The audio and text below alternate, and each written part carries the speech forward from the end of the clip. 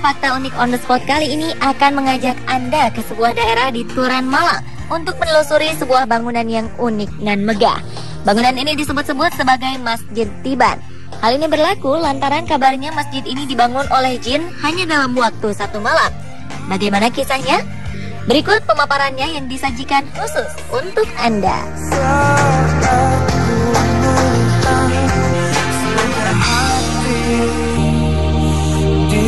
Menurut mitos, bangunan unik dan megah ini merupakan Masjid Tiban yang konon pembangunannya dilakukan oleh bangsa jin dalam 1 malam.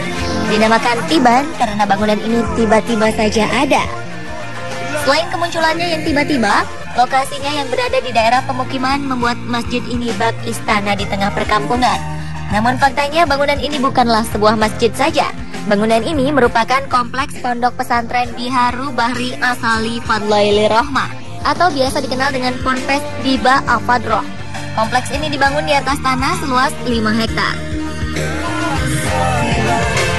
Jadi kalau ada orang yang mengatakan ini masjid jin, terus masjid Tiban, pondok jin, pondok Tiban, itu sudah tidak benar. Karena ini sengaja dibangun oleh para santri atas bimbingan Romo-Nyai dan Bunyai. Faktanya, pondok pesantren Biba Al-Fadroh mulai dirintis sejak 1963. Namun proses pembangunannya baru dimulai pada 1987 untuk menandai adanya santri atau pelajar di pesantren ini yang sudah menetap. Hingga pada 1992, pembangunan sempat terhenti. Pembangunannya memang bertahap, hingga pada awal 1998, pondok pesantren ini mulai dibangun kembali. Hingga saat ini proses pembangunan masih berjalan dan bisa dikatakan baru rampung sekitar 40% saja.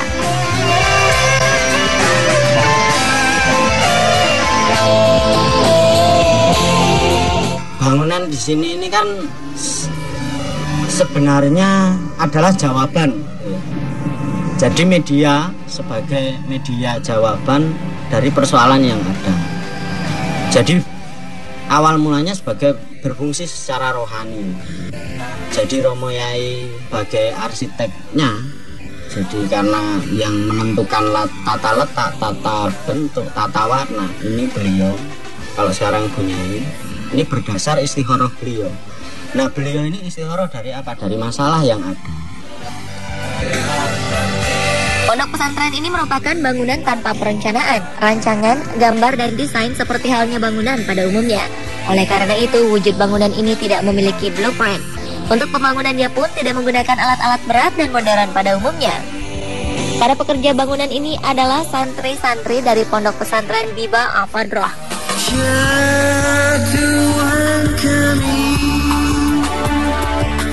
Menurut Romo Kiai Ahmad, ini merupakan pembelajaran para santri sebagai praktek hidup beragama dengan tujuan menghilangkan penyakit hati agar lebih bisa menerima ajaran agama Islam. Santri yang datang ke pondok pesantren ini berasal dari berbagai daerah di Indonesia, seperti dari Pulau Sumatera, Banyuwangi, Trenggalek, dan Ponorogo. Total santri yang menetap di pondok ini sekitar 335 santri, termasuk 51 kepala keluarga yang tinggal bersama anak dan cucu. Hal unik lainnya dari bangunan ini adalah terdapat berbagai ornamen dan kaligrafi bertuliskan nama pondok, asma Allah, dan asmaul husna yang dibuat, dicetak, dan dikerjakan sendiri oleh para santri. Desainnya sudah tentu tidak akan ditemukan di tempat lain.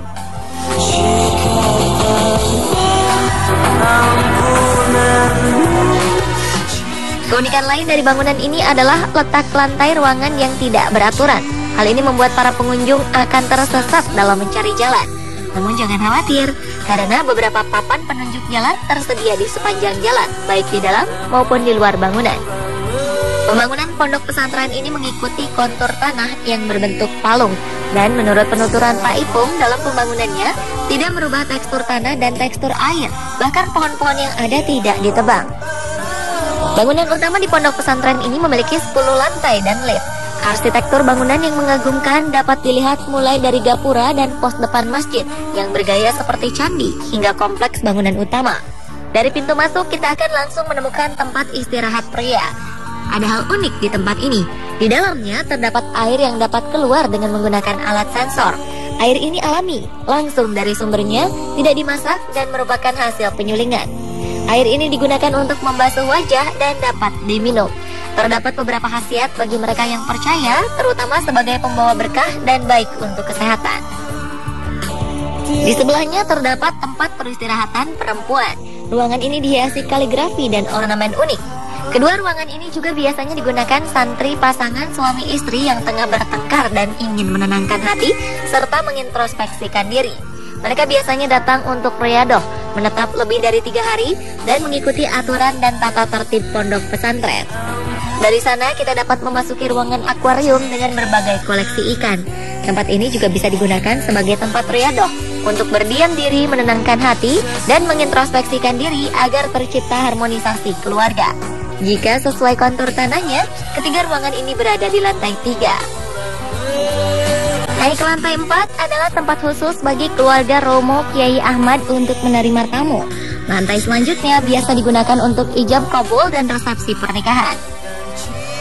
Selain itu ada juga mimbar untuk sholat Idul Fitri dan Idul Adha, serta hari-hari besar Islam lainnya. Setiap harinya ruangan ini juga digunakan untuk sholat asar, maghrib, dan isya. Untuk sholat subuh, musola yang digunakan ada di lantai 3. Sedangkan untuk sholat zuhur dan sholat Jumat menggunakan masjid yang berada di luar bangunan. Pembagian tempat ini agar semua musola yang ada di pondok pesantren selalu digunakan. Naik ke lantai 6, di sini terdapat ruangan untuk tempat beristirahat santri yang sudah berkeluarga. Di lantai 7 terdapat supermarket. Di lantai 8 terdapat kios-kios, pasar, serta kafetaria yang dilengkapi juga dengan kolam ikan. Lantai 9 berupa gunungan, dan lantai 10 berupa puncak gunung. Di sini kita bisa melihat pemandangan Kabupaten Malang dan sekitarnya. Di lantai ini juga terdapat stalaktit-stalaktit indah menggantung. Ruangan-ruangan ini terhubung oleh suatu pintu. Ruangan satu dan lainnya mempunyai desain berbeda, lengkap dengan ornamen dan kaligrafi dengan berbagai model, jenis, warna, bentuk, dan corak. Meskipun bangunan ini belum sepenuhnya selesai dibangun, ada anak tangga dan jalan yang akan menghubungkan antar ruang. Jika lelah, ada beberapa tempat untuk beristirahat yang dilengkapi kursi dari kayu jati. Selain itu, di lantai atas terdapat kebun sayuran yang tumbuh subur. Para pengunjung wajib melapor di ruang informasi untuk mendapat kartu masuk dan kartu keluar tanpa dipungut biaya.